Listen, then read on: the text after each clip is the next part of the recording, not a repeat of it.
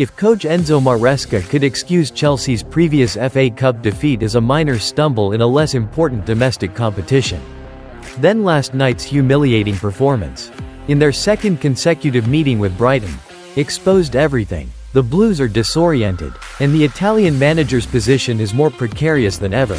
A week ago, also at Falmer Stadium, Brighton created a pleasant surprise by coming from behind to defeat Chelsea 2-1 in the fourth round of the FA Cup. And this time, they shattered their opponents' revenge dreams with an even more impressive victory. Despite Chelsea dominating possession, 70% to 30%, Brighton's players showcased a flexible and extremely frustrating counter-attacking style, strictly adhering to the tactical discipline set out by coach Fabian Herzler. The Seagulls transitioned quickly, attacking with speed, and focusing on attacks down the wings with the agility of Kaoru Mitoma on the left flank and Yankuba Minta on the opposite side. Minta had an outstanding game and was the home team's best player. Both teams started at a high tempo, and opportunities were created continuously. But only one team scored, and that was the home team. In the 27th minute, Mitoma controlled the ball excellently after receiving a long pass from goalkeeper Verbruggen. Then dribbled past a defender and finished, putting Chelsea's net into vibration, opening the scoring of the match. Kaoru Mitoma's goal has been compared to the plays of Lionel Messi. The control of the ball from the air and subsequent shot past Philip Jorgensen was an incredibly refined piece of skill. Former player Jamie Carragher even unhesitatingly compared the play to the kind of handling seen from truly elite stars. The Liverpool legend said, "What did we just witness? That was an unbelievable moment from Mitoma. Look at that. It really looks like Messi, and I'm not saying this lightly." Rewinding time, Mitoma also ripped through the Blues' net in the 2-1 victory in the fourth round of the FA Cup. The Japanese star has truly become a nightmare for Chelsea at this moment. In the 35th minute, Enzo Fernandez headed the ball into Brighton's net, but the goal was disallowed. The reason was that a Chelsea player had fouled Veltman beforehand, and just 3 minutes later, Brighton scored their second goal. Gross made a great breakthrough to open up the opportunity for Brighton. Although Chelsea's defenders were determined to block afterward, they still couldn't avoid conceding a second goal, when Minta pierced their net, 2-0, which was also the score of the first half. Entering the second half, Brighton continued to push forward and attack and did not retreat to defend. In the 63rd minute, they scored their third goal. Welbeck and Minta had a well-coordinated play before Minta got past Cucurella to finish and put the ball in Chelsea's net. After taking a 3-0 lead, Brighton began to fall back. Although Chelsea were given the game, they couldn't find a goal against the home team's solid defense. At Falmer Stadium, Chelsea continued to pursue a style of play that focused on gaining control of the ball. They held the ball for 69.4% of the playing time and actively pushed forward in attack immediately after the opening whistle. But what Maresca's players did was too little. Throughout the match, they didn't have a single shot on target. The only threatening situation that the Blues created towards the opponent's goal was the disallowed goal after Enzo Fernandez's header in the middle of the first half.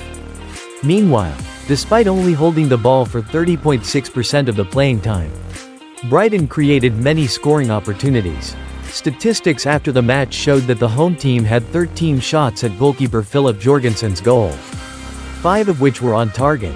As a result, Fabian Herzler's players scored 3 goals against Chelsea, with Kaoru Mitoma opening the scoring and Yankuba Minta scoring a brace.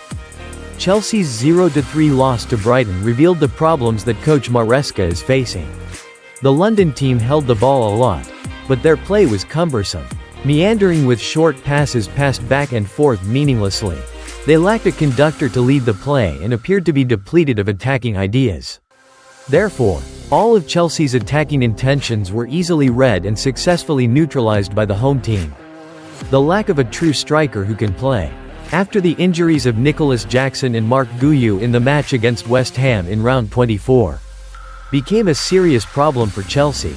In both matches against Brighton, the player positioned highest in the Blues attack was Christopher Nkunku, and the French striker failed to have a single shot on target at goalkeeper Verbruggen's goal. Not only is the attacking play problematic, but Chelsea's midfield also revealed limitations. They were poor under pressure. leading to quickly losing control of the game.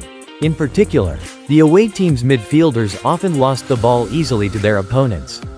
Although Maresca recognized this problem and made a series of adjustments. A typical example is the situation of replacing Moises Caicedo with Kiernan Dewsbury-Hall. But this did not improve the situation. In particular, Chelsea's defense appeared to be unfocused and frequently made fatal individual errors.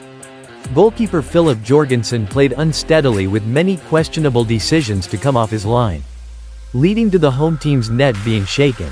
It seems that who to use in goal will also be a big problem for this capital city team, as Philip Jorgensen doesn't appear to be much better than the previously chosen Robert Sanchez. After the 0-3 defeat at Brighton, Chelsea remained in the top 4 of the Premier League.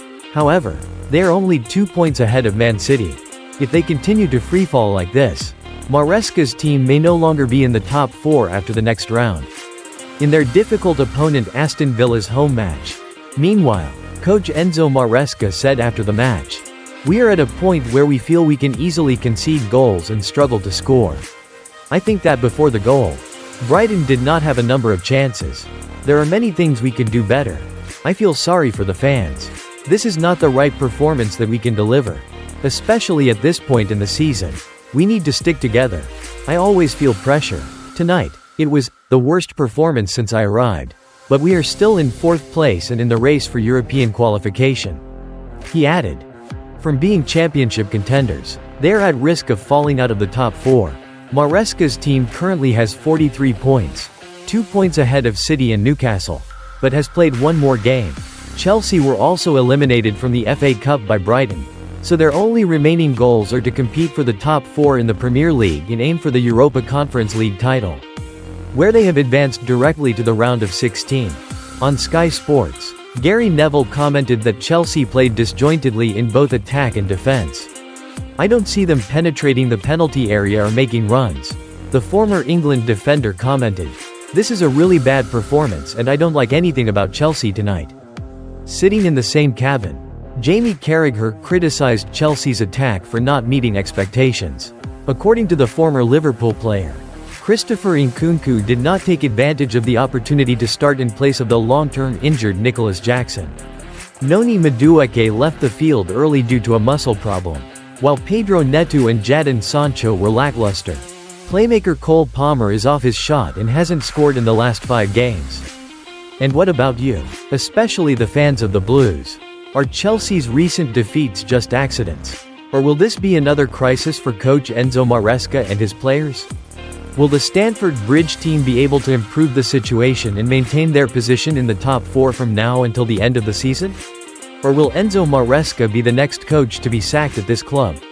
Please leave your messages below in the comments section to let Tactical Talk know. And now, goodbye and see you in the next programs. Please note that, because my knowledge cutoff is June 2024, I don't have further context to confirm events after June 2024. Hey, don't you go.